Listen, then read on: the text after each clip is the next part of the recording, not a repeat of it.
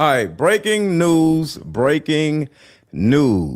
Officer Tatum has been down in Mississippi interviewing these young men having to do with the Nolan Wells case for a specific reason, and we found out why. Shout out to Pamela. We just started working together, and we both found some information, a lot of information that will blow your mind about Officer Tatum and this Nolan Wells situation. Let's get straight to it. We just discovered is striking. This is bad. If Tatum is compromised. Truth is, we gave Tatum a hard time in terms of. All right, so let me back it up. All right, let's go. No, what we just discovered is striking. And I want to shout out to Poetic Flacco for actually breaking this story. This is crazy. This is bad. If Tatum is compromised. Truth is, we gave Tatum a hard time in terms of his commentary on his Nolan Wells situation because we understood he was compromised. We just couldn't prove it. But now we can. If you go to every one of Tatum's videos, if you look on your right, there's a bourbon called Verdict. At the very top left is sponsored by Verdict. Now, Verdict bourbon is the key here to discovering how compromised Tatum is. Verdict bourbon is actually created and owned by Brandon Tatum, which is Officer Tatum, right? So this is his brand, this is his company, this is his bourbon. What does Officer Tatum owning Verdict have to do with him being compromised? What do him doing bourbon have to do with his commentary on his Nolan Wells situation being compromised? How does this prove that we can't take a word he says seriously? Let me go to an interview that we covered yesterday. This will show you how Tatum is compromised and how Verdict bourbon plays into this. The attorney for Nolan Wells friends went on a press tour recently. Now, this press tour included Nancy Grace, included a lot of other platforms. It got hundreds and thousands of views. Now, when the attorneys went on this press tour, there's something that I recognized almost right away that I thought was very concerning, specifically regarding this Nolan Wells situation. Do y'all see it? Do you guys see the connection between Officer Tatum, his vodka, well, his bourbon, and this piece of crap lawyer? Do y'all see it? Put a 1 in the chat. Just say I see it, or say I don't see it in the chat. I want to see if y'all are able to see it.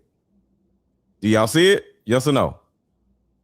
And Officer Tatum. See, when you look in the background of the attorney Tyler Cox, when you look into his background, a lot of you guys have already seen it, but you recognize something very familiar. The item in the background that the red arrow is pointing to, you probably have figured it out by now. That's the Verdict bourbon bottle, right? That's the Verdict bourbon bottle, right? That's the liquor that's owned by Officer Tatum, right? The attorney has it strategically placed right there when he goes on his press run to give business to Officer Tatum. If the lawyers for the boys is promoting Tatum's Verdict bourbon on his press tour, they're doing business. Whether it's directly or indirectly, this is business. So right there is, and I have multiple scenarios. This is just one scenario where Officer Tater Tot, is in bed with these people. Because the Turning Point USA stuff, I talked about that also. So we're going to reiterate on that. So altogether, Officer Tatum is compromised. And we all know that Officer Tatum is compromised, but sometimes we need confirmation. We need proof that this person is compromised. And I want to say something about Officer Tater Tot real quick. And I'm not on his side at all. I think he's a piece of shit. But with all that being said, when you pick a side, when you take the money, remember Charlie Kirk took the money. Charlie Kirk was on the side of IHOPIA. You know who IHOPIA is, Pamela? Okay. IHOPIA is the country that starts with an I that nobody talks about, the blue country. Okay. So we'll talk about that another time. Okay. Charlie Kirk was on the side of IHOPIA for years, and he took donor money. He took millions and like 20 million, 30 million, 40 million, 50 million dollars from these people, all these donors, right? He took the money. And then what happened with Charlie Kirk? He decided to go against the Israel cause. So he started speaking against all of this stuff out of nowhere. And they started looking at Charlie Kirk like, are you okay? And then they turned around and brought Charlie Kirk out to the Hamptons just to simply check his temperature, just to simply ask him a question. Like, are you good? Do you know what you're doing? Like, because the thing about it is, what they were trying to say is, before we kill you, we want to make sure you're okay, because we don't want to kill you. We want to keep you, but are you good, bro? And apparently he turned around and said, yeah, I'm good. I'm sick of y'all doing this. I'm sick of y'all doing that. And it's F y'all.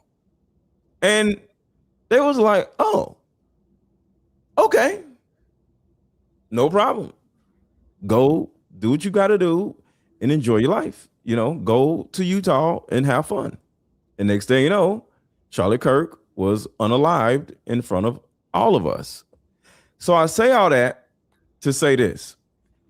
There's a possibility, and I'm not saying anything positive about Officer Tatum, because I think he's worse simply because he's black and he's going off on black people. So you're a bigger piece of shit, in my opinion. But the thing about it is, if Officer Tatum were to wake up one day like Charlie Kirk woke up, he then also would be unalived in front of everybody. The same as Charlie Kirk. And just to give y'all intervention was staged by Bill Ackman because Charlie's thought. So here's my point. If Officer Tatum were to wake up one day and start becoming an actual black person and saying like, you know what? No, I'm not going to keep shitting on black people like I've been doing. They're going to do this right here with Officer Tatum. An intervention was staged by Bill Ackman because Charlie's rational thoughts about were a no-no. This is not the route that you should be going on. And Charlie was surrounded by his friends, his quote unquote friends. Bill Ackman was very upset and threats were made. It was at this time that Bibi Netanyahu was called and Charlie was invited to. This was an under duress situation, I would say, because I've been in these situations before. When I started asking very sensible questions about it, as someone who had dedicated her political life to supporting many times alongside Charlie Kirk, I was met with the very same pressure. And just like Charlie was being invited to, I was invited somewhere else. And see, Candace Owens was invited somewhere else also. When this arrived to me, it felt like a threat. You know, I gotta tell you that. It felt like a threat. Like, not like, hey, come here and we can educate you because you're my friend. More like, this is your last chance. That's how it felt to me. I can't speak to how it felt to Charlie. And I know that Charlie was offered a ton of money. Charlie was offered a ton of money in this moment. A ton of money. Bibi would fund it, you know, spend tons of money. And Turning Point, I guess, if it needed to go to a higher level, would have gone to an even higher level than it already was at. And I know for a fact that Charlie denied that funding. That Charlie denied, and what Bibi didn't include there, he declined to go to for, I would describe this as like, you know, re-education camp. You know, we've seen it. You made an but we can help you. You know, we just need you to come out to Auschwitz and take a picture. Yeah. We just need you to come to the Holocaust Museum and take a photo. We just need you to go to, and we can make this better. Charlie said no to Bibi. Okay. Bill Ackman, if you would like to dispute that, I would love to hear what you say happened. because our sources and what we have, it's solid. So here's the threat that is coming from Mississippi to, not in particular, it's just an overall threat. This wasn't a threat towards, of course, one person, but listen to this. On here with your celebrity status, you want to get on the world stage, act like a fool, drum up violence and chaos and stuff like that for our wonderful little town. Better hope and pray nobody gets hurt because of your rhetoric and your bullshit propaganda. This Nolan Wells situation is almost another Charlie Kirk situation. Let's look at the variables real quick. Charlie Kirk died right in front of his friends. Nolan Wells died right in front of his friends. We thought, or we still think, that his own friends unalived Charlie Kirk or had something to do with unaliving Charlie Kirk. And just for the record, I'm not saying Nolan Wells was like Charlie Kirk. I'm saying about you die right in front of your friends, and come to find out, it's a possibility. It's a possibility that it was your friends that unalived you. Okay, I'm not saying Nolan Wells and Charlie Kirk were on the same level. So just keep that in mind. Well, we see the same thing in this Nolan Wells situation.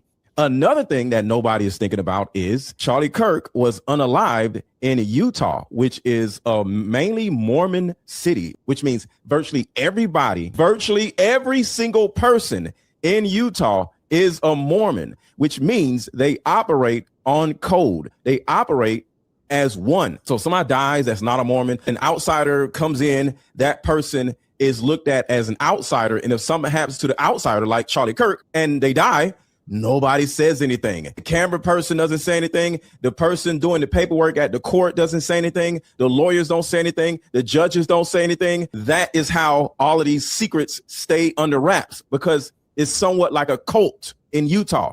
So when you look at the Nolan Wells situation, guess what? Ocean Springs in Mississippi is exactly the same thing, except everybody isn't a Mormon.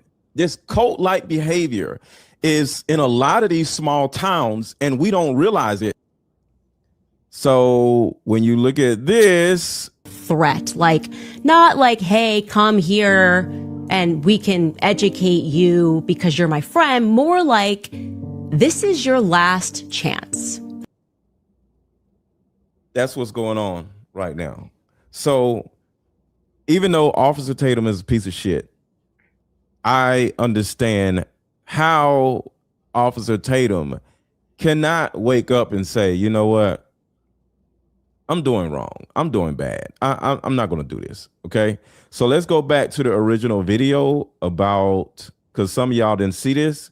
So I'm going to bring it back, because for those who don't know, and for those who are just coming on us live, Officer Tatum has been exposed as doing actual business with the lawyer that is representing the white boys in the Nolan Wells case.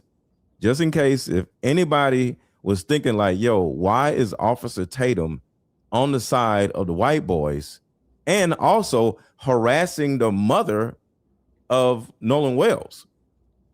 Nolan Wells is dead, and you're harassing the mother of a dead son? Well, here is the reason why. And everybody just coming in, make sure to hit the like button, hit the like button, hit the like button. I'll just play this. Everybody hit the like button. Everybody hit the like button. Everybody hit the like button. All right, so check this out. Striking. Tatum is compromised. The truth is, we gave Tatum a hard time in terms of his commentary on his Nolan Wells situation because we understood he was compromised. We just couldn't prove it. But now we can. If you go to every one of Tatum's videos, if you look on your right, there's a bourbon called Verdict. At the very top left is sponsored by Verdict. Now, Verdict bourbon is the key here to discovering how compromised Tatum is. And I just want to say this, because I don't think anybody has paid attention to it, because y'all are just seeing it, so it's okay. The name of his bourbon is called Verdict. And I looked up Verdict bourbon, and if you look closely on the label, because like I said, I looked it up. It says Verdict Reserve Spirits. That's the name of the bourbon, right? But it's marked with a guilty, not guilty courtroom themed branding.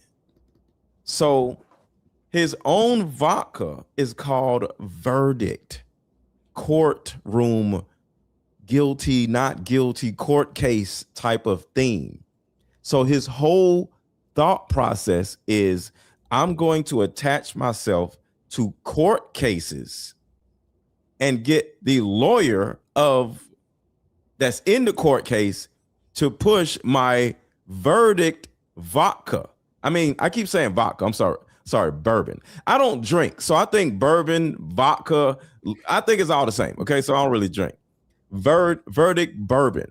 So just so you understand, it has an extra side to this that is even more sinister. That's the reason why he's attaching himself to these situations having to do with court cases. This is absolutely disgusting. Verdict Bourbon is actually created and owned by Brandon Tatum, which is Officer Tatum, right? So this is his brand, this is his company, this is his bourbon. What does Officer Tatum owning Verdict have to do with him being compromised?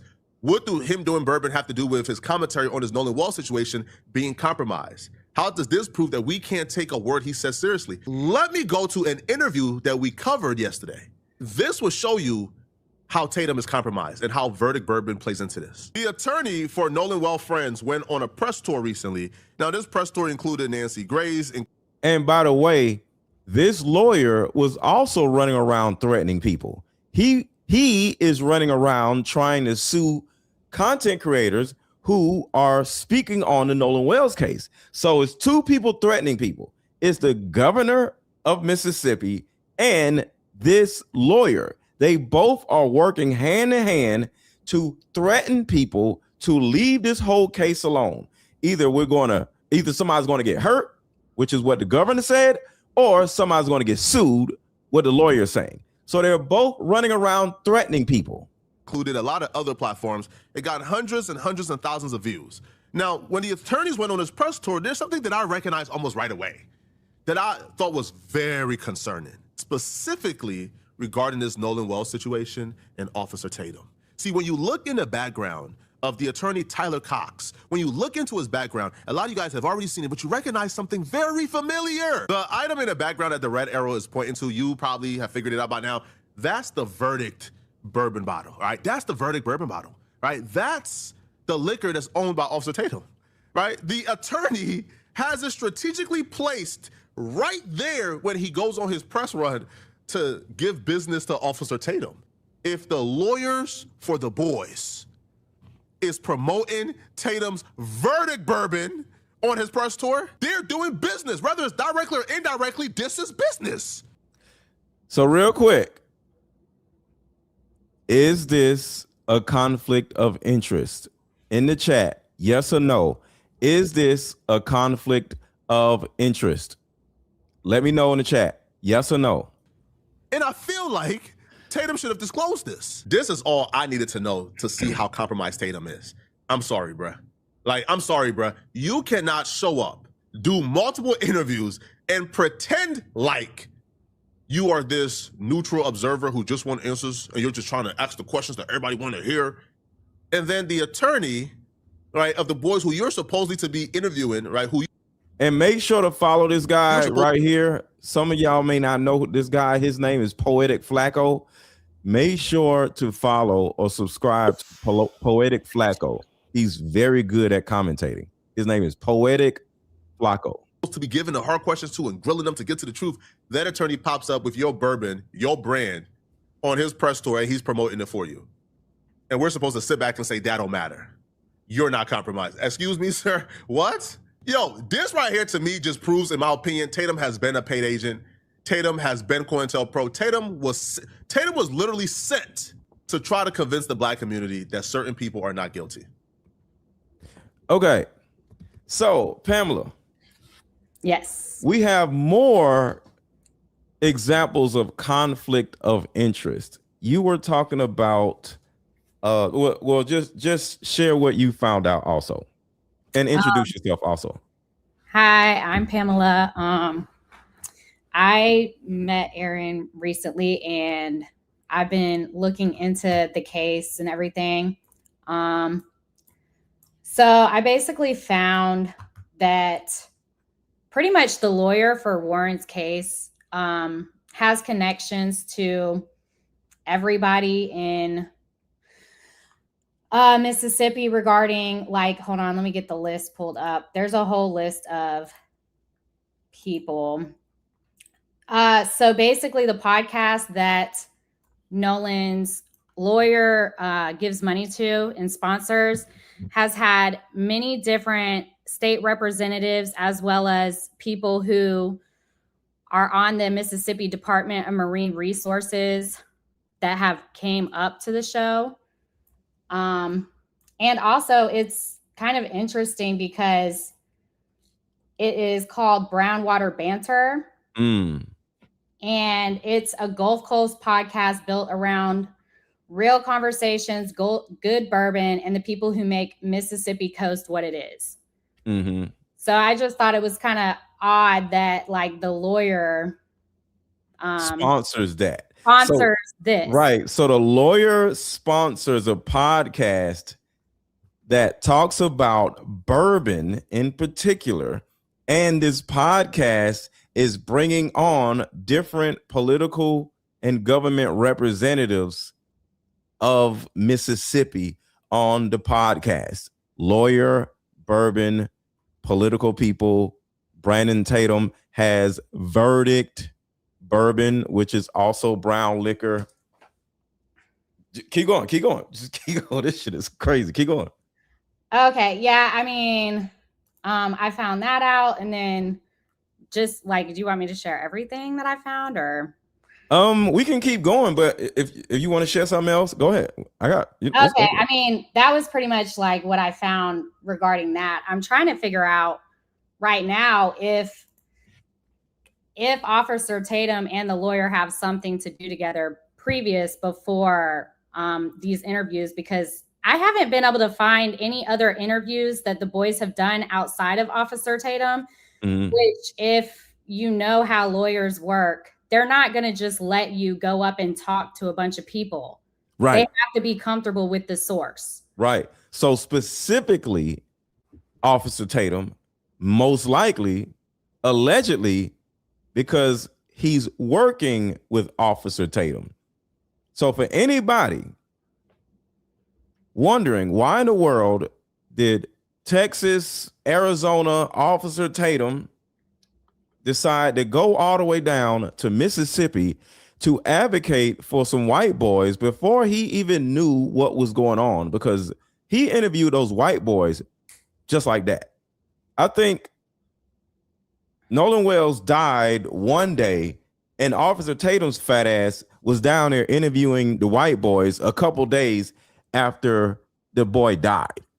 And we're like, why? Like, because the thing about it is nobody knows. It just happened. Why are you down there interviewing them? And the way he interviewed them was extremely biased. Why?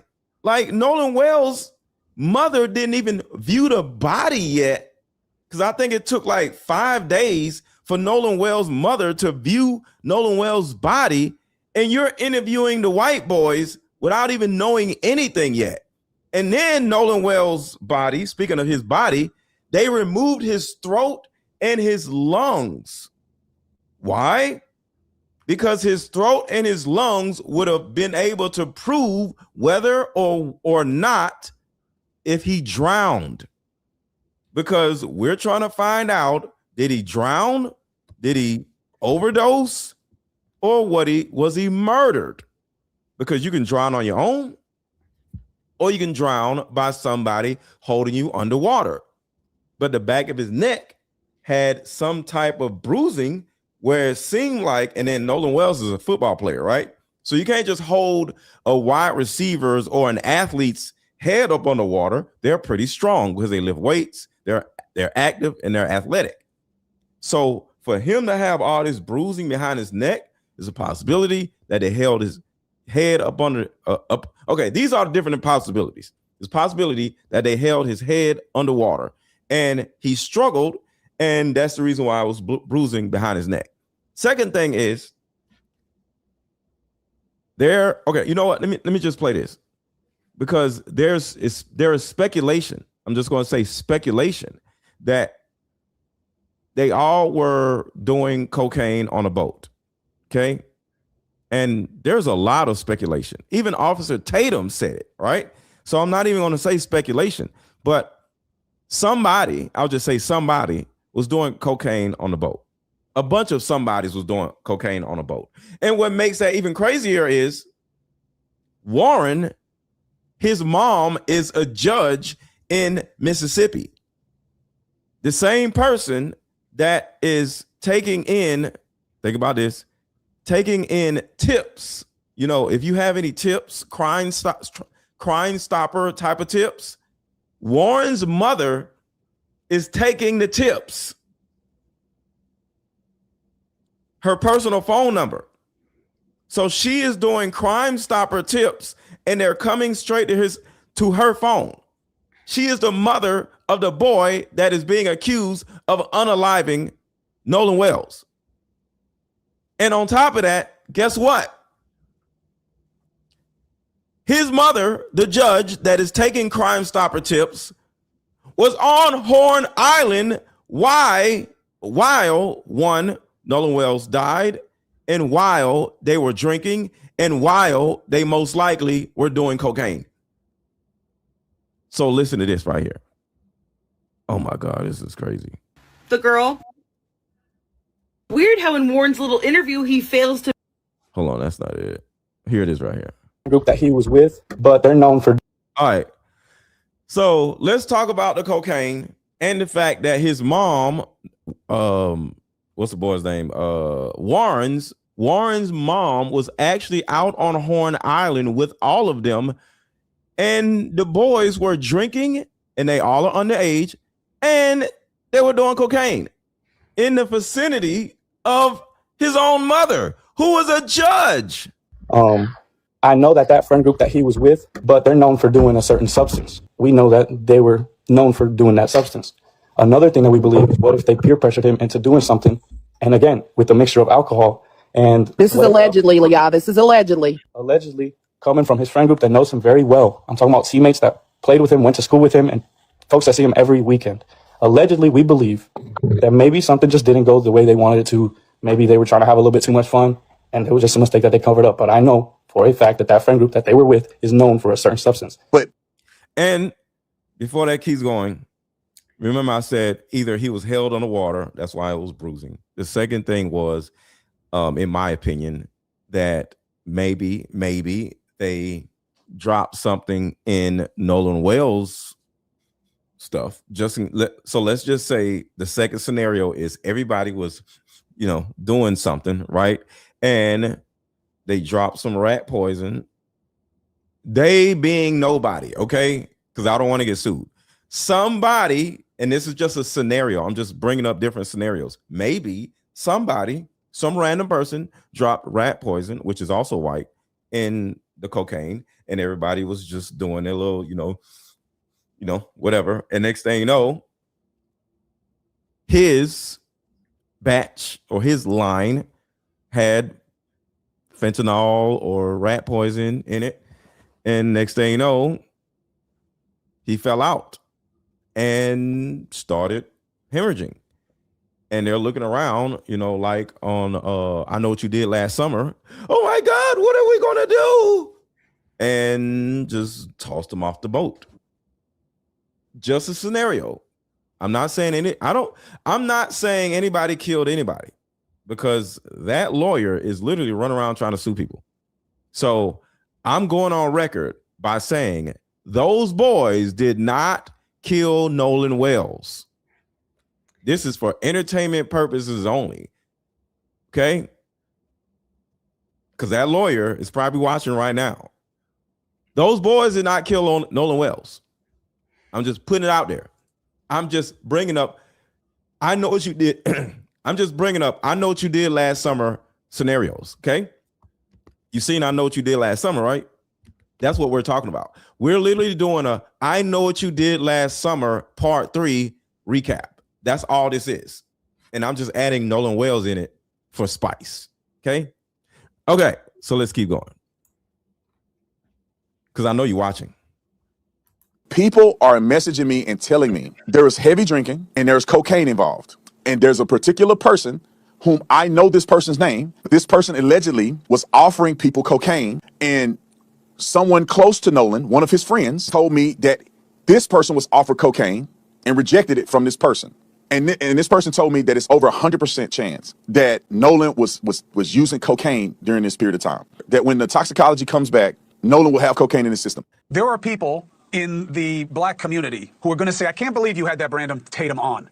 He's not a real black guy. He attacks the black cause. It doesn't matter that he's black. He's worse than a white racist. He's worse than a white racist. He's worse than a white racist. Nolan was using cocaine during this period of time. This is the problem I have with this dude, aka the slave owner's favorite slave. Instead of this raccoon being honest and telling the whole story, which is everybody on the boat was probably snorting cocaine, he tries to omit that part and sets the narrative that says only the black guy was doing it, and that's how and why he died. No, let me tell you the whole story. Somebody on that boat, most likely Bart, either liked Katie or was dating Katie, but because Nolan Wells was on a boat, she ignored him and got up under Nolan Wells. And because of that, there's a possibility, because everybody on a boat was snorting cocaine, somebody decided to drop fentanyl, rat poison, or whatever else in the batch that Nolan was about to snort. See, Officer Tater Tot didn't want to say that part because the guys that are still alive will get in trouble if it came out that they all were snorting cocaine. See, the parents of those boys are most likely paying Officer Slavery to come down there and do that podcast in order to paint them out to be a victim and paint Nolan Wells as his drug addict. I want y'all to think about this for yourselves. A bunch of white boys and a black boy go out to an island with no adults, and he, Nolan Wells, is the only one snorting cocaine? Are you serious? People want other people dead in a lot of situations. People go hiking together and somebody doesn't make it back. It's called an alpine divorce. You take a person out on a boat, you take a person out hiking, and you just push their ass off the boat, or you push their ass off the cliff, and next thing you know, oh my God, I don't know what happened. They slipped and fell, and now they hit their head on a rock. Oh my God. These situations happen on a normal basis. It's called an alpine divorce. And of course, the alpine divorce is when there's a husband and wife. But when you go out on a boat, you have to make sure that you did not screw over or betray anybody that is on that boat with you. And if you do, or you did, this is the perfect time for them to get rid of your ass and not go to prison, because they can easily say he slipped and fell in the water. You can unalive a person with no problem and never go to prison. So this could easily be a setup where they just like, I can't stand this motherfucker. He's fucking all our girls because he's the black guy. All the girls like the black guy. I'm sick of this dude. And it might be one person on that boat that is sick of him. And he may have gotten some poison, some rat poison, some fentanyl, some whatever, and was like, I'm just going to lace this shit when we go out here and start doing the, and get his ass that way. I'm not saying anybody unalive Nolan Wells. I'm not saying that. These are just different scenarios that are in my head. So that's kind of like what I'm thinking happened. It may have been one of the people out there that just got them some rat poison, put in a little baggie, and when it was Nolan's time to do they just did that and just sat back like, yes, let's see what happens. And then when Nolan starts, convulsing,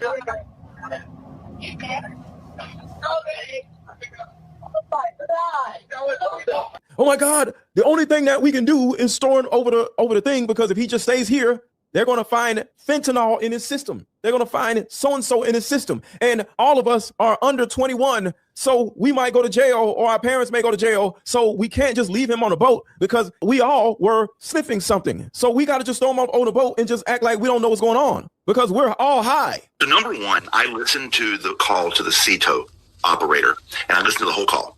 And a couple things stood out to me. First, location they are at. I put those coordinates in Google Earth. I wanted to see myself. I said, where's these coordinates? So I punched it in Google Earth. It's about 700 feet north of the northwest tip of Horn Island.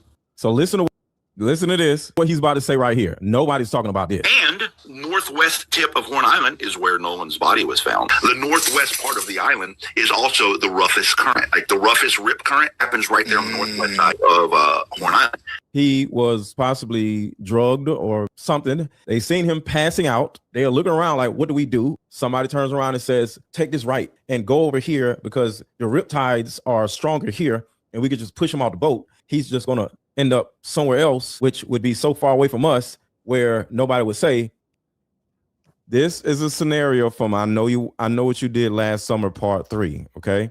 We're not talking about Nolan Wells. We're talking about I Know What You Did Last Summer Part 3. Y'all didn't see it yet, but I seen it yesterday. He fell out the boat right here because if the riptides pulls him all the way over there, then they can turn around and say, well, he never got on the boat because his body was found over there. What stood out to me the most was after the CETO operator finishes talking to the guy on the boat, she switches over to the CETO captain. Hey, I got a guy here needs your help. He's like, oh, dude, I just talked to that guy's grandpa. And he said, they don't need help. So literally, they don't need help. 60 seconds before that, the kid was saying, hey, we need help. We're sinking. We're taking on water. We need help. Simultaneous, the guy's grandpa's on the phone with the captain saying, they don't need help. Cut that. Why? That doesn't logically line up. It gets worse. MDMR released data from the boat's GPS. It shows that it ended up getting towed for like 300 meters or something. I can't remember. So the boat did get towed. So if you need a tow, but your grandpa turns around and says they don't need a tow, he allegedly sent another boat out there to tow the boat instead of the authorities towing the boat. No, I think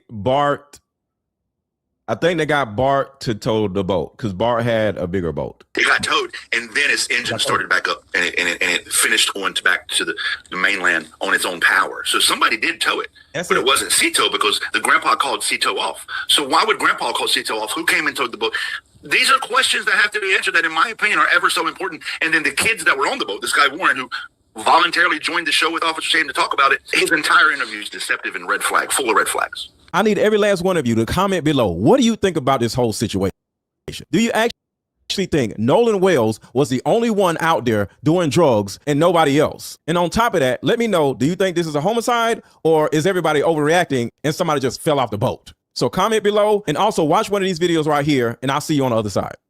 Okay, so this is where we are right now. What are your thoughts on this? And do you want to add anything to this, Pamela? Yeah, I mean, that was a lot of information. I don't really have any other thoughts right now at the time. Okay. All right. So go ahead. Yeah, there's still other evidence and stuff that we have to discuss, but yeah. Okay. All right. So check out Officer Tater Tot and why he's so much of a piece of shit. When these immigrants come on, say white people are off limits for you to talk about. This man is a piece of shit. Listen to this man. When these immigrants come over here, you can't say white people are off limits for you to talk about. You can't say nothing about white people. Because last time I checked, when you look at the founding fathers, they were white. All the same people that wrote the... He looks like a raccoon. Declaration of Independence, that established the Constitution of the United States of America, they were white. So you under the rule and protection and freedom of the white man who died and sacrificed to make sure all this started. The white man. Why is he using an H? White man. Started was the white man. Now, as a white man, black man, I'm thankful for the white man. And y'all won't be mad at me. I don't care because y'all dumb anyway. Your neighborhood screwed up and you ain't gonna never be nothing. So don't get mad at me. All the brothers that think like me, we successful. All the brothers that think like me, we successful.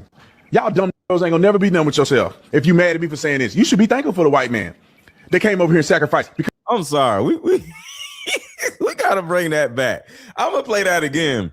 But Pamela, as a white woman, how do you feel about him? Like, I love the white man. Like, what? How do you feel about that? I think it's a little bit brown nosing. I don't know. Like, I think it's a little bit brown nosing there. Just trying to like suck up. All right, I'm sorry. I gotta play it again. Like, this man is disgusting. When these immigrants come over here, you can't say white people are off limits for you to talk about. You can't say nothing about white people. Because last time I checked, when you look at the founding fathers, they were white. All the same people that wrote the Declaration of Independence, that established the Constitution of the United States of America, they were white. So you under the rule and protection and freedom of the white man. Who died and sacrificed to make sure all this started was the white man. Now, as a black man, I'm thankful for the white man.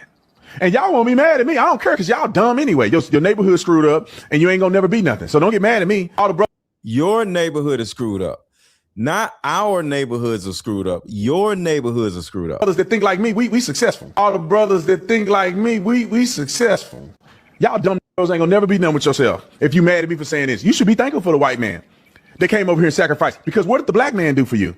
Oh, y'all want to get busy? We can get jiggy tonight. I got all night. What the black man do for you? So I was not invited to any of the Turning Point Faith events, which I'm one of the biggest Christians in the movement right now that stand up for Jesus Christ on every platform that I've ever been on. See, this piece of shit literally is running around sucking ass of white people. And he wasn't invited to any of Turning Point USA's events.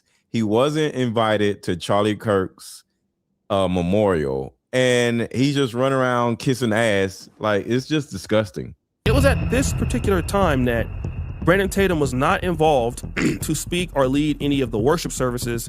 And shout out to O'Shea Duke Jackson at Turning Point USA's Christian events. And there is Brandon Tatum saying, well, I'm one of the biggest Christians in the conservative space. Why was I left out? That's interesting because that's not the first time that Brandon Tatum was left out of anything.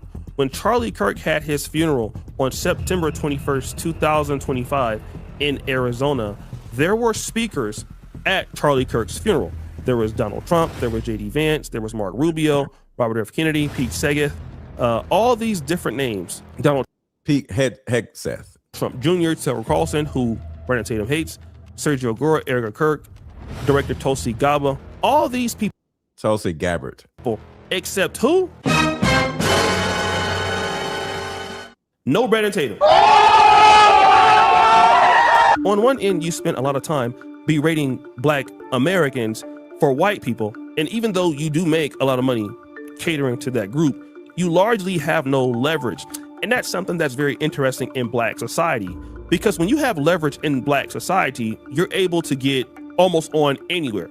The Black community is what gets them into the door, and then everything else scales them, meaning that they start with their own people, most of them, okay? A good example of that is Tyler Perry. You start in the community, you have that base, you scale onto something else. That's different than Tyler Perry going to the white community, looking to make it in Hollywood the original way. Why do that if you don't have to, if your community can scale you? Because your community has the money to scale you, so why not do it like that? So when we talk about our people type of situation, right?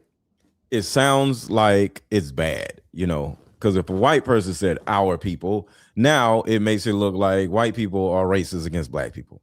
But at the end of the day, there is our people to everything, right?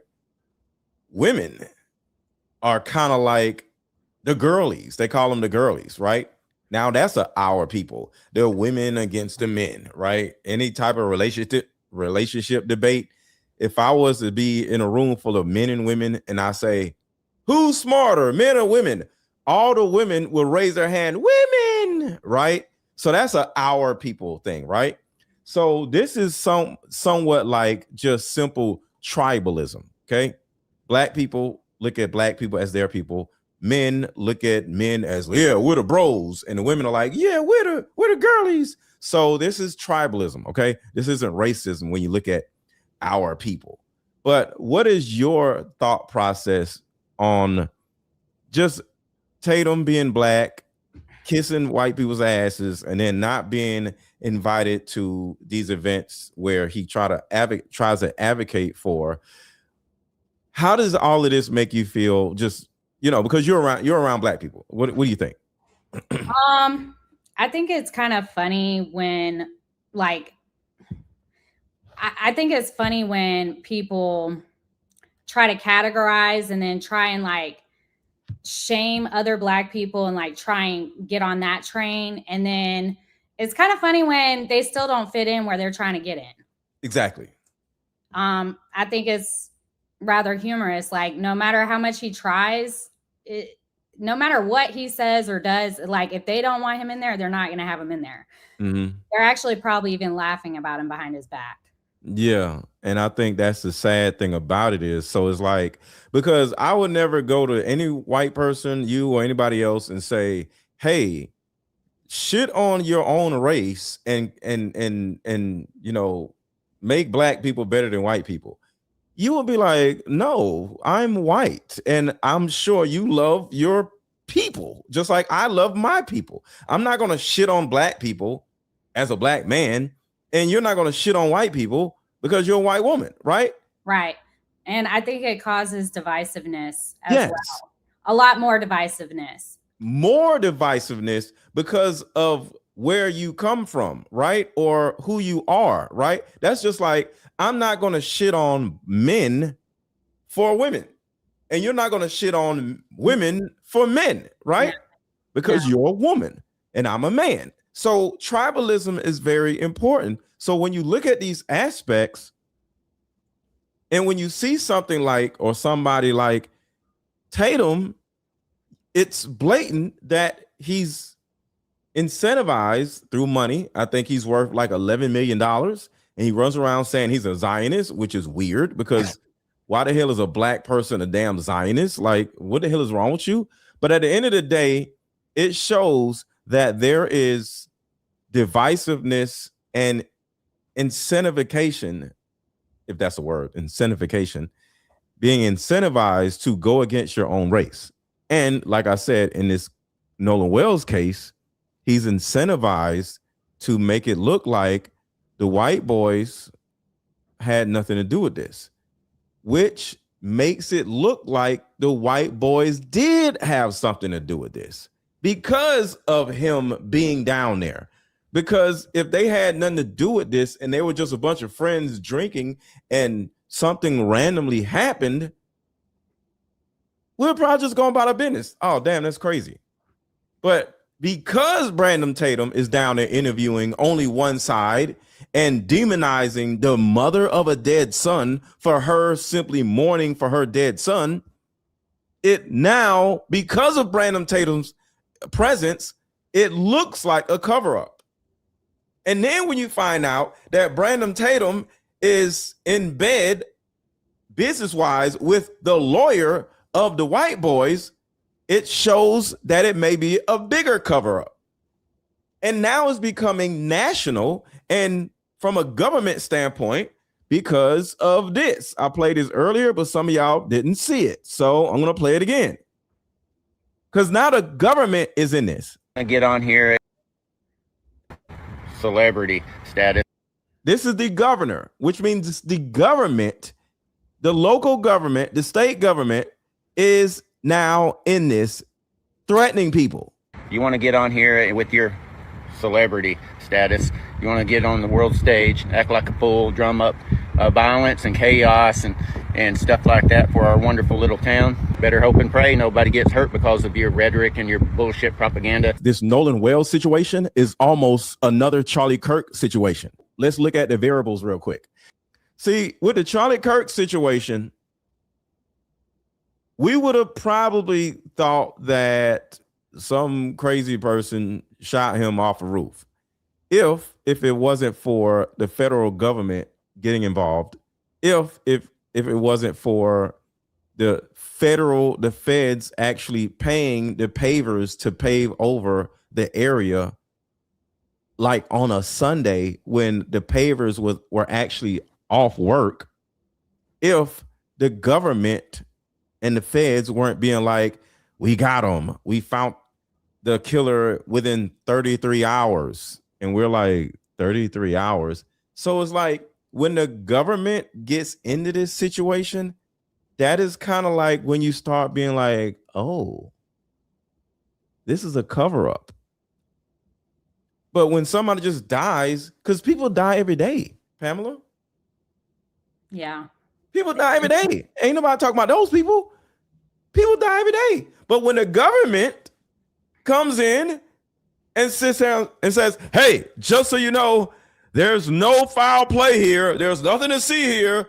Nobody killed him. Just go back. Now we're like, Why are you talking about this? Or the alleged people, I'll just say, that were around the person that died, go on a podcast and then go on another podcast and then threaten to sue people talking about the shit. There's nothing to see here. Now we're like, oh, because you're saying there's nothing to see here, there's something to see here.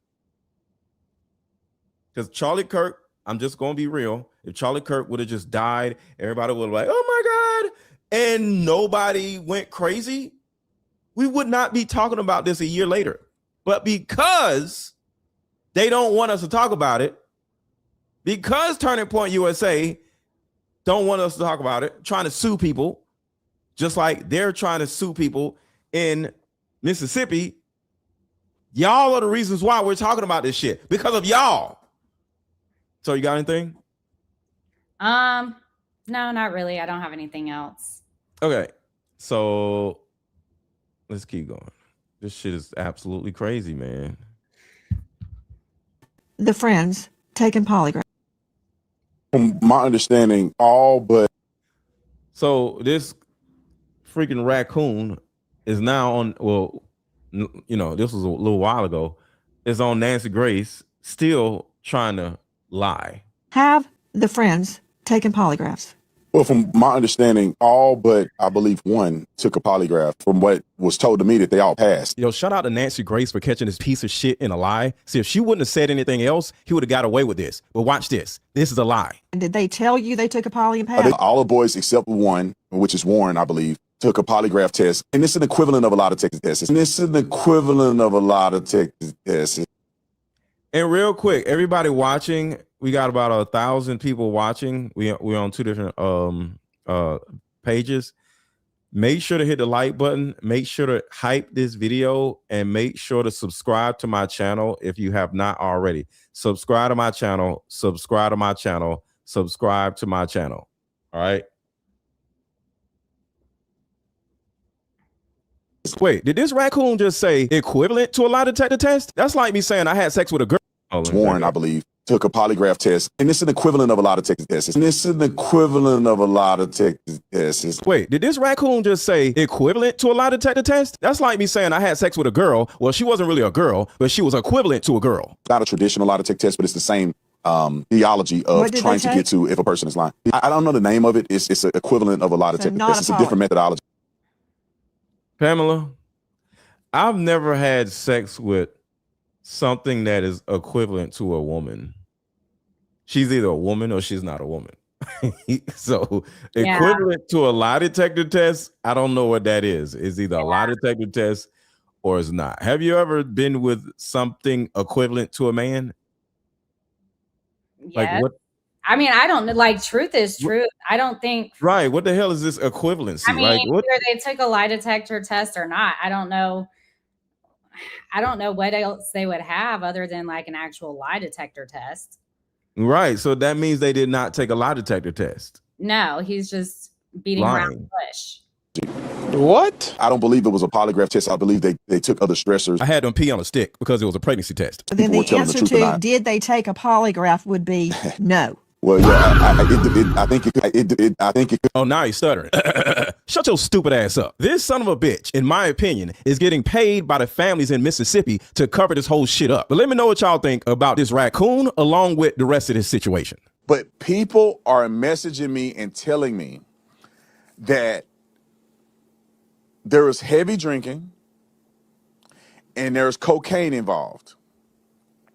And there's a particular person whom I know this person's name.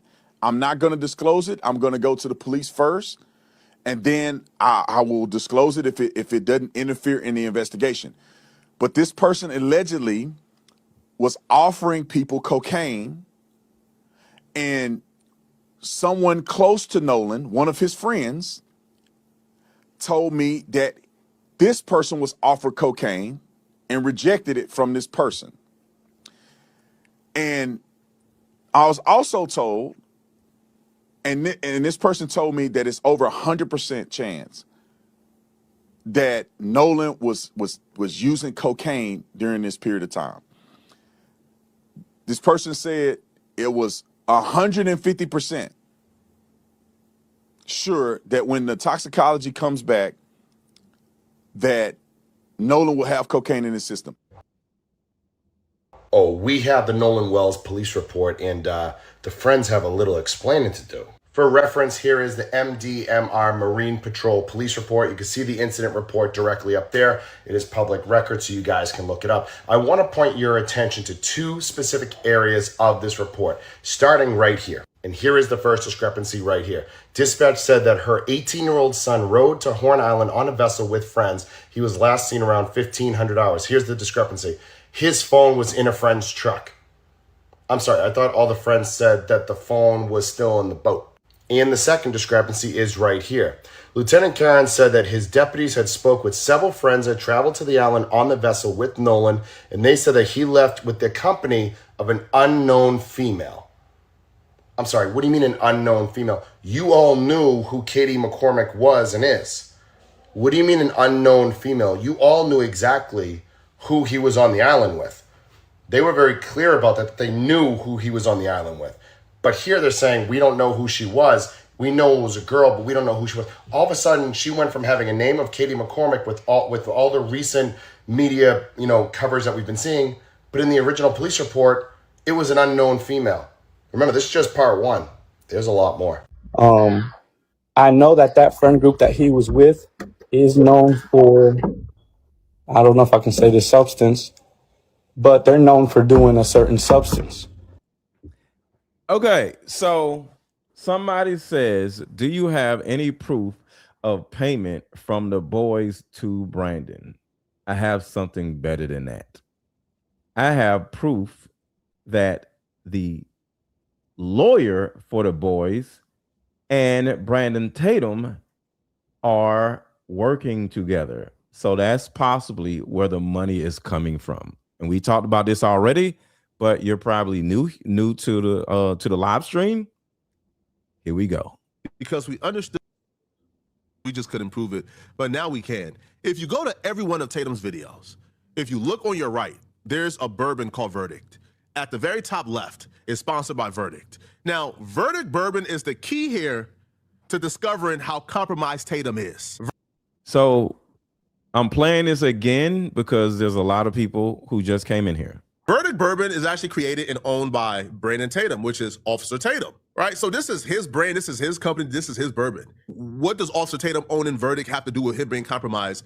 What do him doing bourbon have to do with his commentary on his Nolan Wells situation being compromised? How does this prove that we can't take a word he says seriously? Let me go to an interview that we covered yesterday. This will show you how Tatum is compromised and how Verdict bourbon plays into this. The attorney for Nolan Wells friends went on a press tour recently. Now, this press tour included Nancy Grace, included a lot of other platforms. It got hundreds and thousands of views. Now, when the attorneys went on this press tour, there's something that I recognized almost right away that I thought was very concerning, specifically regarding this Nolan Wells situation and Officer Tatum. See, when you look in the background of the attorney Tyler Cox, when you look into his background, a lot of you guys have already seen it, but you recognize something very familiar. The item in the background that the red arrow is pointing to, you probably have figured it out by now. That's the Verdict bourbon bottle, all right? So to answer your question to you weirdos that are in my chat, y'all are welcome. It's okay. When you pay somebody, it's not directly. I use the words incentivization, remember? And I don't even know that's a real word, but I said he was incentivized. I didn't even say paid. There's incentives, okay? So here's an incentive. If I have a bourbon company and I'm selling my liquor, and this famous lawyer, and remember, the name of the company is Verdict Spirits, which is court case verdict. You know, the verdict just came in. So the name of the bourbon is named Verdict. All Officer Tater Tot has to do is to get in bed financially with lawyers.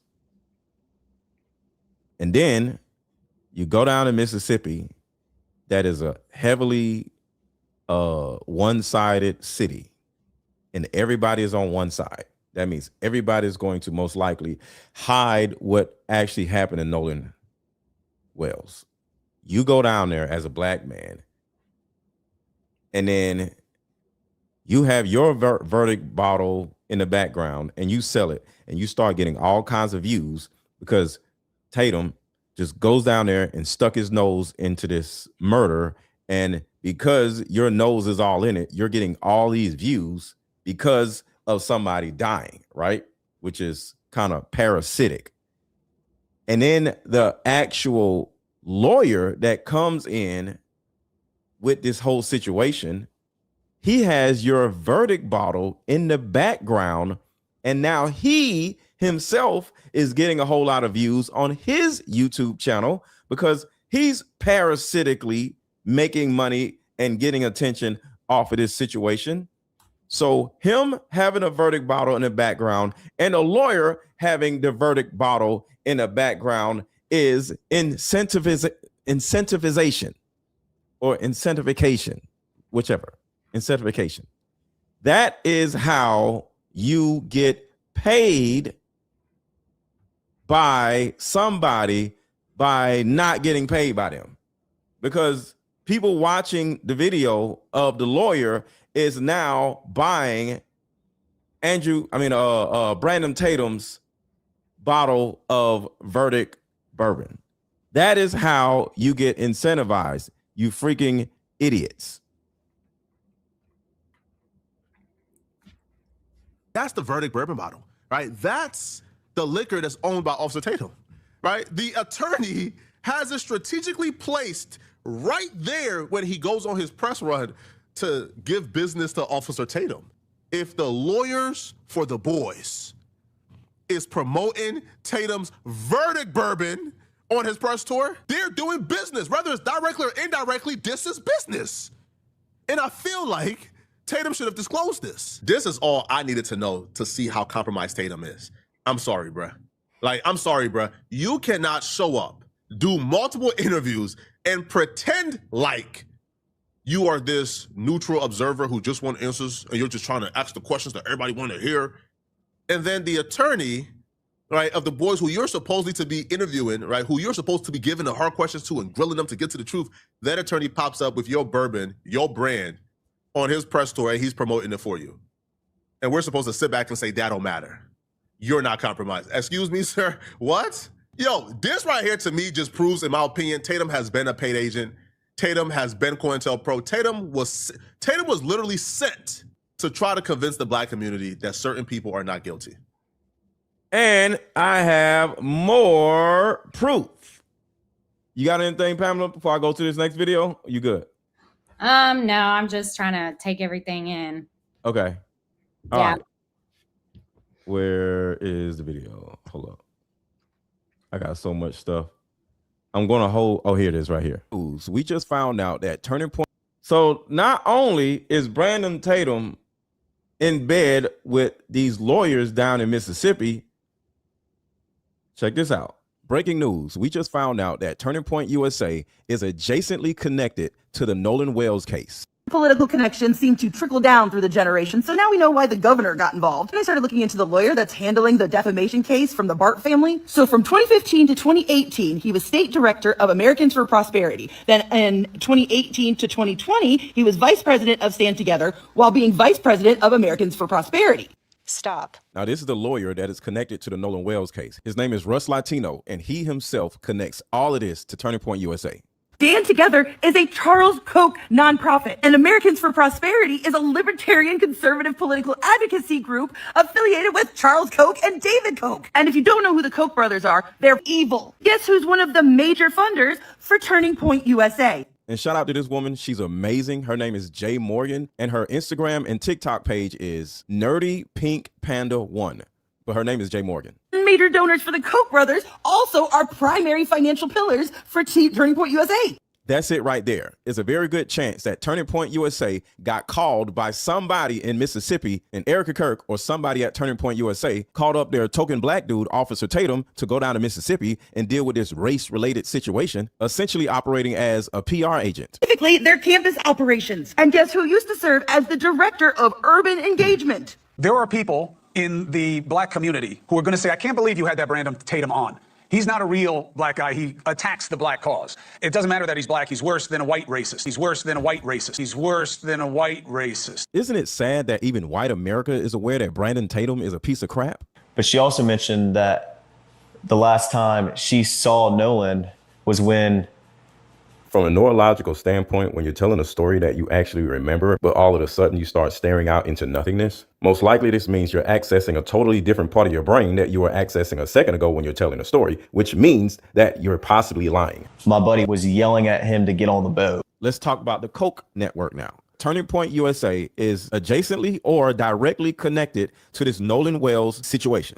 Funding scale, more than $11.1 million in donations to TPUSA between 2014 and 2018. These people are in bed with Turning Point USA. So Center of Media Democracy tracked more than $11 million in donations to Turning Point USA from 2014 through 2018, roughly 43% of the organization's revenue in that period. I'll say it again, roughly 43% of that organization's revenue, Turning Point USA's revenue, came from or surrounding the Koch brothers. So the Koch brothers are connected to this, and there's a possibility the Koch brothers, or one of the Koch brothers, because the other one passed away, hit up Turning Point USA and said, hey, we have some problems down here with our boys in Mississippi.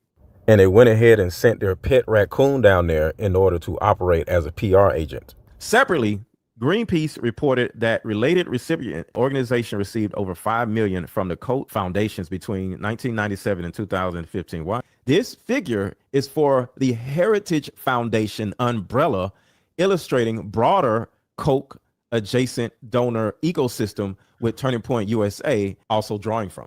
Turning Point USA has received funding from at least 4 different groups categorized as Koch funded and has hosted events featuring other Koch network adjacent speakers. And they were allegedly doing Koch on the boat, which is hilarious. Like Ben Shapiro. So the Koch brothers are connected to Ben Shapiro. And you already know Ben Shapiro is connected to who? Bibi Netanyahu. So the Koch network are connected to the family of the young boys that just got caught up in this death or murder of Nolan Wells. The usual freaking suspects. Willie D apparently found that the tip hotline to Nolan Wells information was actually Ashley Cole's number, which is the judge, and also to the mother of Warren. The mother has an invested interest to obviously make sure that her son doesn't go to jail. So now, Warren is another one of the boys. They all have been interviewed, or they all sat down with Officer Tatum. And the mother of Warren is the judge down there in Mississippi. I just dialed the number, and this is the same number that is listed. And the phone number I just dialed was 228-769-3036. So this is the tip line. You know, whenever somebody was murdered, they'll come out and say, hey, call this tip line. If you have any information, call in and give me all of your tips. Well, the tip line allegedly is going directly to the phone number of the freaking judge in the damn county. Think about this. The mother of Warren, the mother of one of the boys that were on the boat, his mother is a judge, and she's taking the tips on her personal phone number. Something has got to be off. Let me dig a little further here.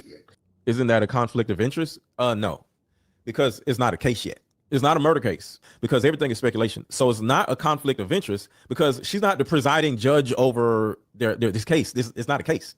The only case that you could say that is a case is a defamation case because people are saying Bart, which is another boy in this situation, and he's trying to sue people for defamation. So as of right now, that is the only case that has anything to do with this. So because there's no case, there's no conflict of interest. And most likely, she's not going to be the presiding judge over this if this was to turn into a murder case. The conflict of interest is the lawyer, not the judge, with the Bourbon situation and Officer Tatum. Can you imagine how many tips we have not heard yet? Right. If that's true? If tips was coming into that tip hotline. Now, how the tips work, they call in, they leave a voice note, right? How easy would it be to just delete, sorry, voice note gone? Yo, imagine somebody calling in and leaving a tip. Hey, look, I seen Warren getting into a fight, but the fight was actually with Nolan. Imagine if that was one of the tips. So to give her access to a tip line where potential tips could be coming in, it's just, yo, who idea was this? After this development, bro, I don't trust that thing that comes from Ocean Springs. If it doesn't come from the independent investigation, I'm straight. I'm good. None of these boys seem to even care that Nolan Wells is dead. They're so nonchalant, they don't give a damn. Ladies and gentlemen, Nolan Wells' alleged best friend just admitted that Nolan Wells was murdered. Watch this. How would you think he would address this or feel about this? I know people like these they would turn over in his grave. Listen. If Nolan could dig himself out of his grave right now, he would. What? No doubt. But it gets worse. Watch what happens next. Nolan would never want anything pursued this way. I think he would be really upset with his parents about how they went about the situation. I know he wouldn't support any of it. Real quick, that's exactly what Turning Point USA people keep trying to tell us about Charlie Kirk. Charlie Kirk would not want all of us to be talking about Charlie Kirk. Charlie Kirk would have turned over in his grave if he knew that Candace Owens was saying this and saying that. Charlie Kirk would have wanted this and would have wanted that, which is a whole lie. So that's how the Turning Point USA situation and the Nolan Wells situation are literally synonymous with each other. The people that survived and that were around Charlie Kirk and the people that survived and are around Nolan Wells are literally saying the exact same word tracks. Charlie Kirk wouldn't have wanted this. Nolan Wells, if he was still alive, he would have turned over in his grave. It's the same shit, but it gets worse. This shit is disgusting. It's like they're handed a word track. Was murdered. Watch this. How would you think he would address this or feel about this? Well, I know people like these they would turn over in his grave. Listen. If Nolan could dig himself out of his grave right now, he would. What? No doubt. But it gets worse. Watch what happens next. Nolan would never want anything pursued this way. I think he would be really upset with his parents about how they went about the situation. I know he wouldn't support any of it. I think he would want the truth and he would search for answers. I think he would want the truth and he would search for answers. I think he would want the truth and search for answers. Think about this. If Nolan Wells drowned and he came back to life, what answers would Nolan Wells be searching for? This young man just admitted that Nolan Wells was murdered. Because why would Nolan Wells come back to life and search for answers? Because he, which is Nolan Wells, would have known exactly how he died if he drowned, because he would have been drowning like, oh shit, I'm about to die. So what answers would he be looking for if he drowned? Got his ass. He just admitted that somebody, whoever that somebody is, murdered Nolan. Why would Nolan want to come back to life and look for answers if he just simply drowned? He was murdered. We got him. And saying, yo, y'all are on the wrong path. Listen to the wording, on the wrong path. Wouldn't he just come back to life and say, hey guys, my friends didn't murder me. I just drowned. This was my fault. So this guy is literally admitting that there was foul play because we're going down the wrong path. Going down the wrong path denotes wrongdoing, denotes I did not do this to myself, which is I got drunk or I was on cocaine and I drowned because I was high.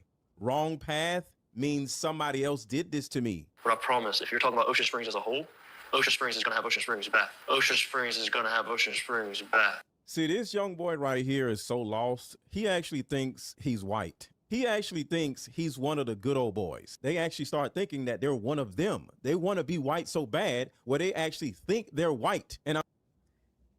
And that part right there,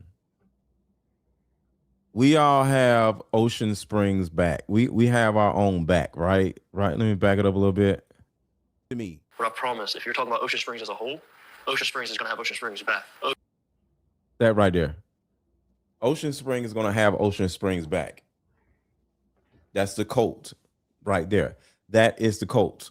That is the cult. And that is what I said in this other video right here. That is literally what the cult looks like, where everybody in the city, in the environment or whatever, is literally going to have each other's back. And that is the problem with these little small ass towns. Ocean Springs is going to have Ocean Springs back. See, this young boy right here is so lost. He actually thinks he's white. That's what I think. Brandon Tatum dude. These think they're white, and I'm quite sure the same thing happened with the Brandon Tatum dude. This is a sickness of the highest. For me, you suffer. I think you suffer in silence. That's what I think.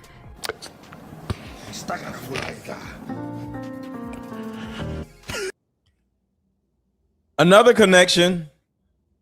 Brandon Tatum was on the Whatever podcast, which means Brandon Tatum is most likely cool with Brian Atlas, who runs the Whatever podcast.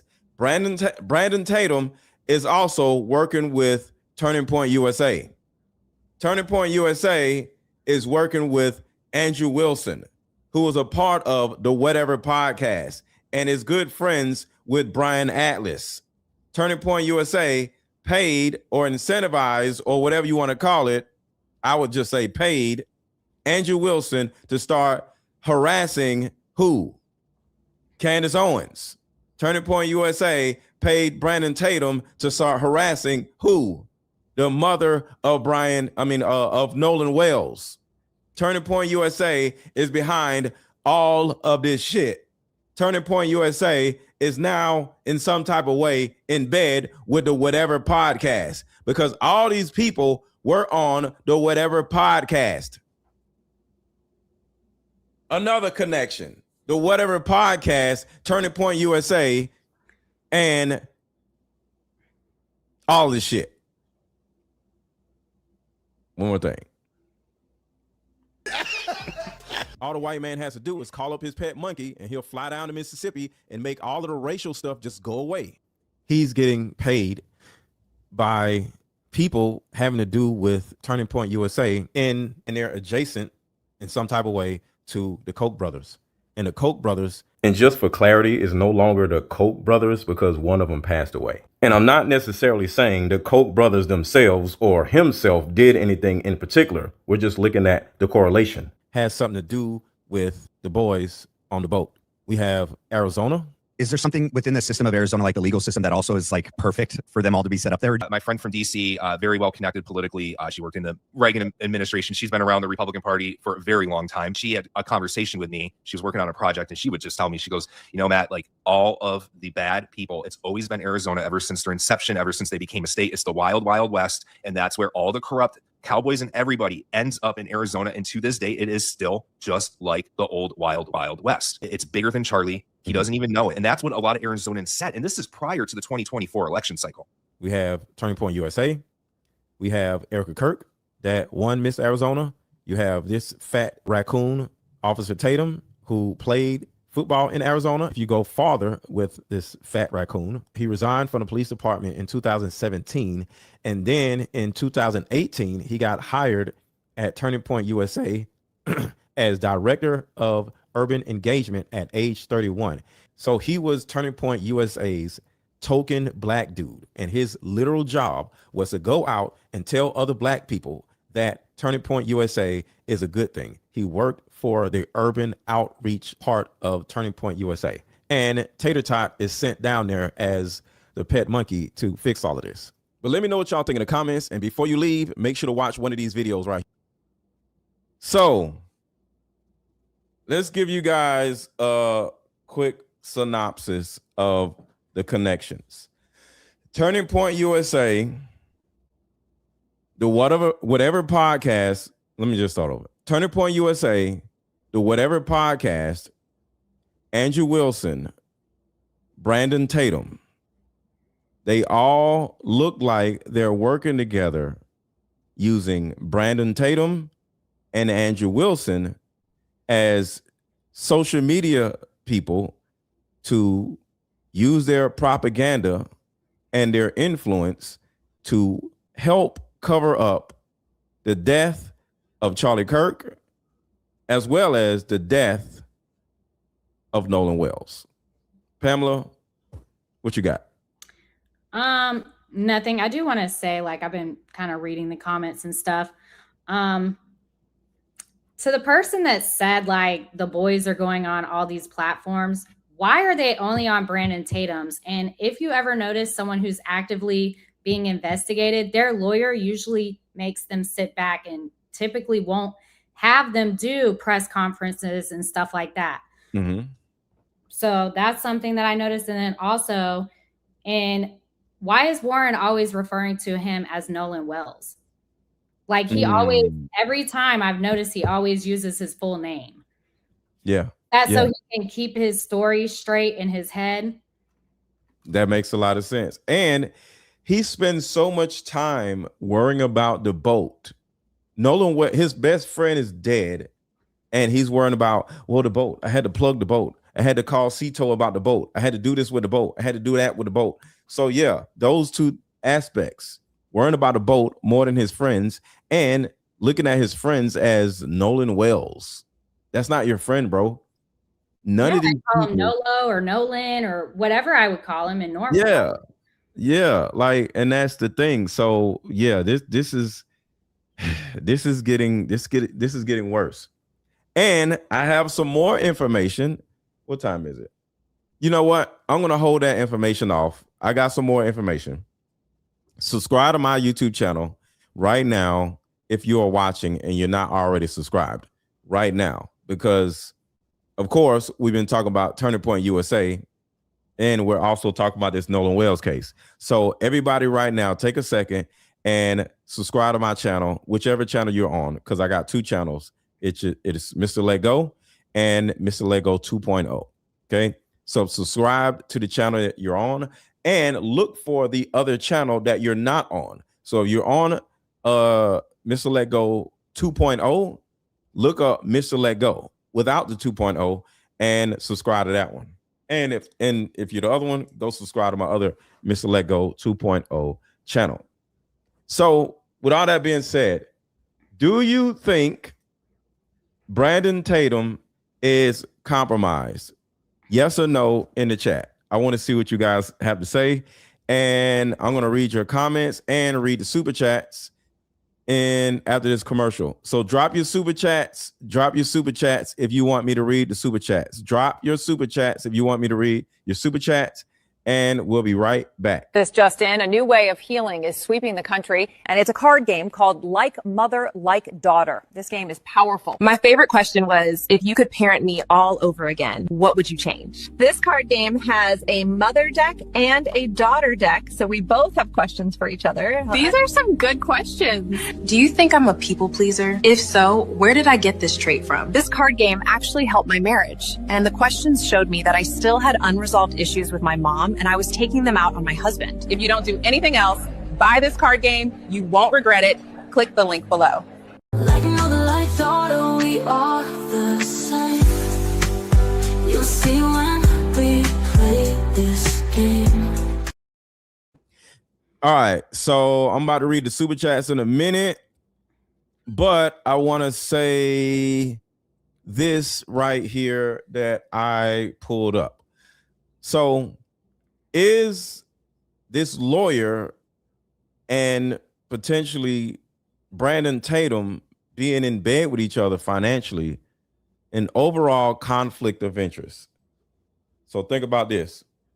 A lawyer having a business relationship with a journalist or commentator who's covering their clients, the lawyer's clients in a favorable way isn't by itself an ethics violation, but it is somewhat something to pay attention to.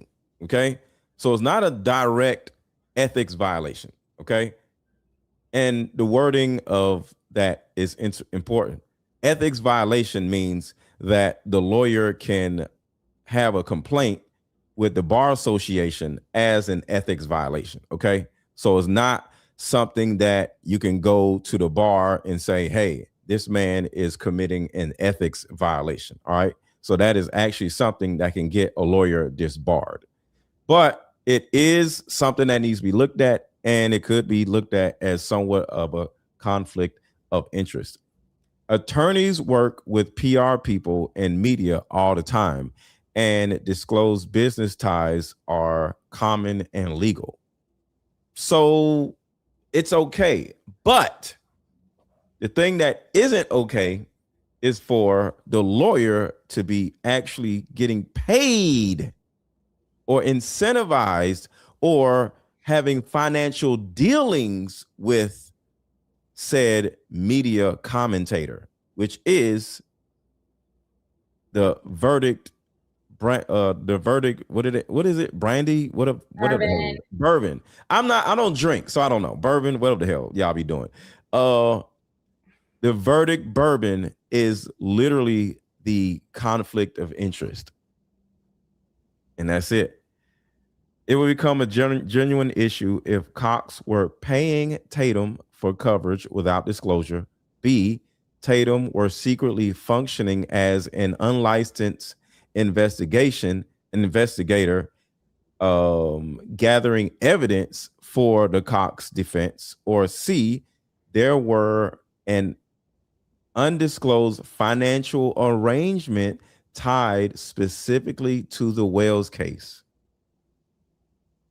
Is there an undisclosed financial arrangement tied specifically to the Wells case if the lawyer has Brandon Tatum's bourbon in the background? Y'all let me know. I don't want to get sued, so I don't want to say something crazy. So y'all let me know. Can a lawyer be looked at as violating his code of ethics if he's marketing a commentator's bourbon? I don't drink, so I don't know. Brandy, bourbon, well, the hell, I don't know. Whatever. Brown liquor. I think it is a violation, and it doesn't even need to be in the paperwork because it's in the background, which means I'm financially helping you sell your bourbon. All right, so we're about to get out of here. Shout out to Shandy Hayes. Thank you for the jewels. Shout out to Court Dog. Good day, y'all. Dank sent me. Shout out to Dank. Shout out to Danks. Thank you for the super chat. And walking worm food. Walking worm food is crazy. So whatever podcast girls, I'm not doing that. I'm not doing that. I'm not doing that. I'm not doing that. I'm not doing that. I'm not doing that. I'm not doing that. Golly. I'm not doing that.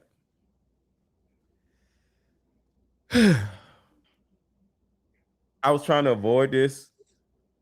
But y'all gonna make me talk about this. I'm just gonna say this. Kevin Samuels was murdered. He didn't die off natural causes. He was murdered. I didn't want to talk about this.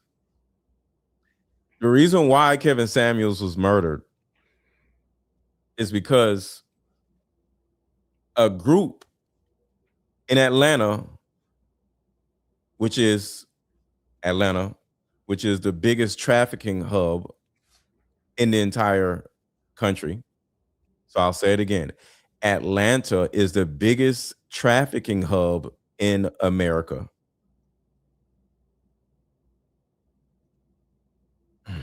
I just got to catch my words before I say anything crazy. Somebody went to Kevin Samuels because he had all of the women's ears, all of the women. He was, talking to all the women. He was getting he was getting millions of views. Somebody came to Kevin Samuels and wanted him to do something. having to do with traffic lighting because he had so much going on. And allegedly, Kevin Samuels said no. And allegedly, Kevin Samuels was murdered and he didn't die of natural causes, possibly because he said no. So from a trafficking standpoint, these men that have these types of podcasts that bring on girls, young girls, OnlyFans models, or whoever. Not saying that Kevin Samuels was doing the whatever podcast stuff, but he was bringing on women and he had some type of social access, social equity with millions of women. Whatever podcast now has that social equity.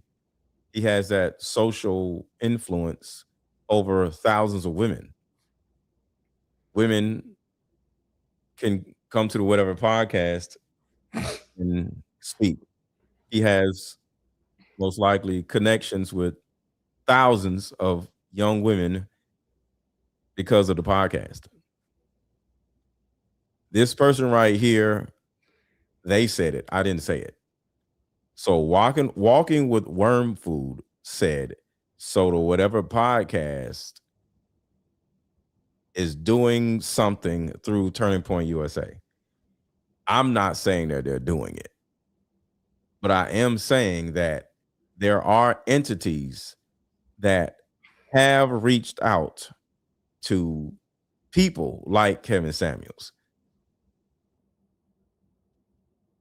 that have some type of access of dossier, I would say, or influence over thousands of young women. So I'm not saying that this super chat is right because I don't know, but it's definitely something that I was privy to with Kevin Samuels. And Kevin Samuels said no. And then he ended up showing up dead. I didn't want to talk about this because it's so scary. Because Kevin Samuels was in Atlanta. And Atlanta is the biggest trafficking hub because we have the biggest airport in the world. So the world is connected to Atlanta in particular because we have the biggest airport that is connected to everything. We have all of the airports in Atlanta. Most cities have Spirit or American Airlines or, whatever. We have every airport in Atlanta. So with Erica Kirk, we all know being connected to Romanian angels in Romania. And then to see the Tate brothers in prison for the shit they were doing in Romania. And it was similar to the shit that Erica Kirk was accused of being a part of in Romania. And with, what's his name? What is his name? What is the guy's name that she was affiliated with the Romanian Angels situation? I forgot. Hold on, let me bring it up. I don't know about that one. Huh? I said I don't know about that one. Oh yeah, it's okay. But remember, I was telling you about how everything is connected. Yeah. And when I say everything is connected, everything is connected. The Tate brothers, Erica Kirk, Turning Point USA, the whatever podcast, Brandon Tatum, all of this stuff is connected. So I'm not going to go down that rabbit hole, but I am going to play this one video and you'll easily be able to see it because there's so many videos I have that is showing. Damn, that's the video I was looking for the other day. So hold on one second. This whole video just got dark.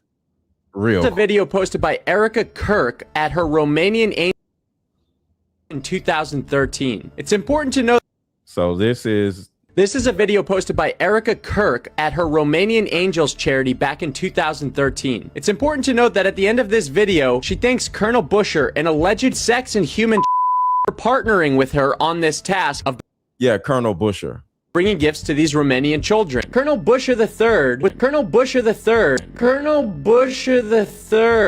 was an army officer who served as colonel and commander at the Black Sea Area Support Team for U.S. forces in Romania. Now, it's important to note that in November of 2019, a former translator at the base from the 2010s to the mid-2010s filed a criminal complaint with Romania's Anti-Organized Crime Directorate, otherwise known as DICOT. She accused Busher, along with U.S. Master Sergeant Lloyd Sparks and others, of involvement in an organized prostitution and human ring operation. And Walking in Worm Food said, sorry, dude, wasn't trying to kill the mood. No, I appreciate your super chat and I appreciate you asking this question. So it didn't hurt the mood. It just changed the mood. And I appreciate you bringing that up. So thank you to Walking Worm Food. Operating within the base during 2012 and 2013. The allegations included bringing women, including tadpoles, onto the base for forced sexual services with American soldiers, with Busher personally benefiting and approving access. The former translator that accused him of this also claimed that this was confirmed by U.S. investigators during a separate probe into fund misappropriation and cited harassment she faced after reporting it. However, DICOT investigated the complaint and closed the case in 2023 without filing charges. So say that shit says this Mississippi shit is probably connected directly to the EpiPen files. This is what I'm talking about. When I say, because I said this plenty of times, everything is S trafficking. Everything is S trafficking. Everything leads to S trafficking. Draw your own conclusions, but the case is getting even more suspicious. If you want the link to the original video, I will put it into my story. Damn. Because Kevin Samuel's death, which I never wanted to talk about, Kevin Samuel's death, in my opinion, was directly linked to S trafficking. Just my opinion. And it's just an opinion. I don't want nobody messing with me. So shout out to Willie Happy Pop, I guess. Happy Poop. Shout out to Mormon 10 Jewels. Thank you. So yeah, Colonel Otto Busher. But as you guys can see, all of this shit goes back to Turning Point USA. Romanian Angels, tadpole traffic lights, what I was talking about earlier. All this stuff is connected. Wait, hold on. I agree. I mapped out some of the network in Obsidian. It's a mess. Wait, what do you know? What do you know? Can you please send me a DM on Instagram? Walking Worm Food. My Instagram is IAM_Mr. Lego. Is IAM_Mr. Lego. MRLETGO. Oh my God. But yeah. All right. Yeah, I got you. All right. Please send me a DM. It's IAM_MRLETGO. Please send me a DM. What in the world? Golly. Well, I gotta make you a moderator. Hold on. Let me make you a moderator. So we got off on a brilliant tangent, but you got any closing remarks? And I appreciate you being here. Like, do you have anything else that you've looked up or you gonna add to it?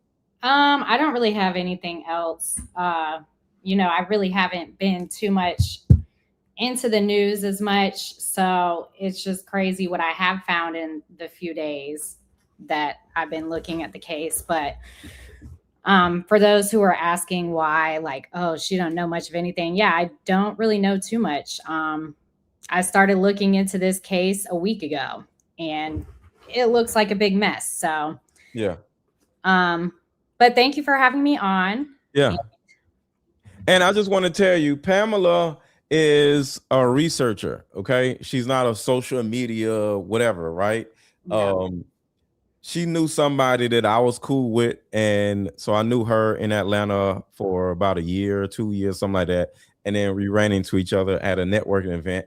And yeah, she was brilliant. And I was just like, we had some conversations. And I was like, yo, I need help as far as like just looking up stuff. So some of this stuff, Pamela looked up for me. So yeah, she's a researcher. And a lot of times researchers aren't content creators, or they're not content creators yet. You know what I'm saying? So yeah, I appreciate Pamela for being herself. And she was just like, what am I going to do? I was like, just come yeah, hang like, out with I me. don't know what to do. I'm not an upfront Yeah. person. Like, I will find the facts and give you all the paperwork and everything. I can find out where people live, all that type of stuff. Whoa, don't be trying to wait. We didn't find out where nobody lives, but that's just an example. I Yeah. do like private investigative type stuff. So, Yeah. it's just interesting. And, I'll get more involved in the case and see what else I can find. Yeah. So Thank y'all for having me. Yeah, you got to have different people who have different superpowers, you know what I'm saying? And not everybody is the social media person who's like, oh yeah, I got this. I like the behind the scenes people. So I was like, you want to come on the show with me?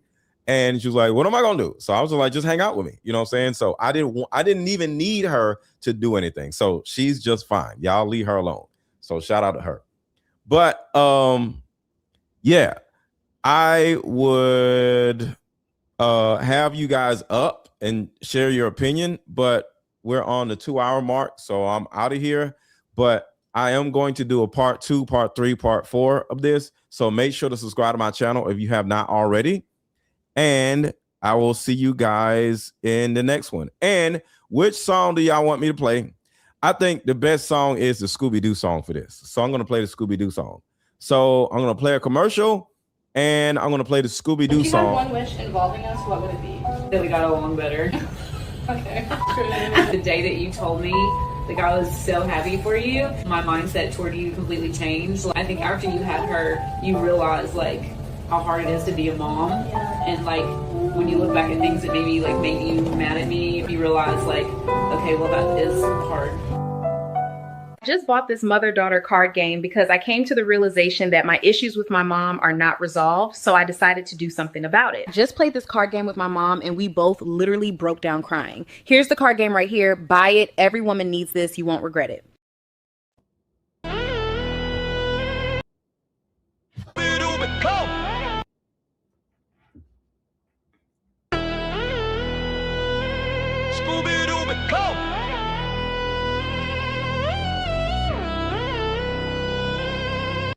Oh, and some of you guys, YouTube is unsubscribing people randomly.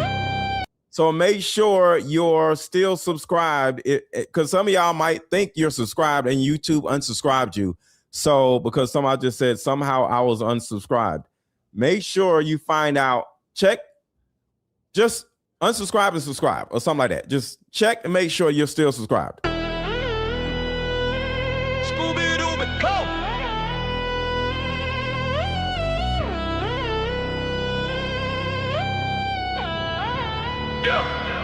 Scooby-Dooby-Doo, looking for the clues. Hit the like button if you part of the crew. Scooby-Dooby-Doo, looking for the clues. Hit the like button if you part of the crew. Yeah, black or white, red or blue. We all stuck together like gorilla super glue. Yo, Scooby-Dooby-Doo, looking for the clues. Hit the like button if you part of the crew. Hit the like button, and tell me where you from. Hit the like button, and tell me where you from. Hit the like button, and tell me where you from. Hit the like button, hit the like button, and tell me where you from. Hit the like button, and tell me where you from. Hit the like button, and tell me where you from. Hit the like button if you part of the crew. Scooby-Dooby-Doo, looking for the clues. Hit the like button if you part of the crew. Yo, black or white, red the globe. Oh.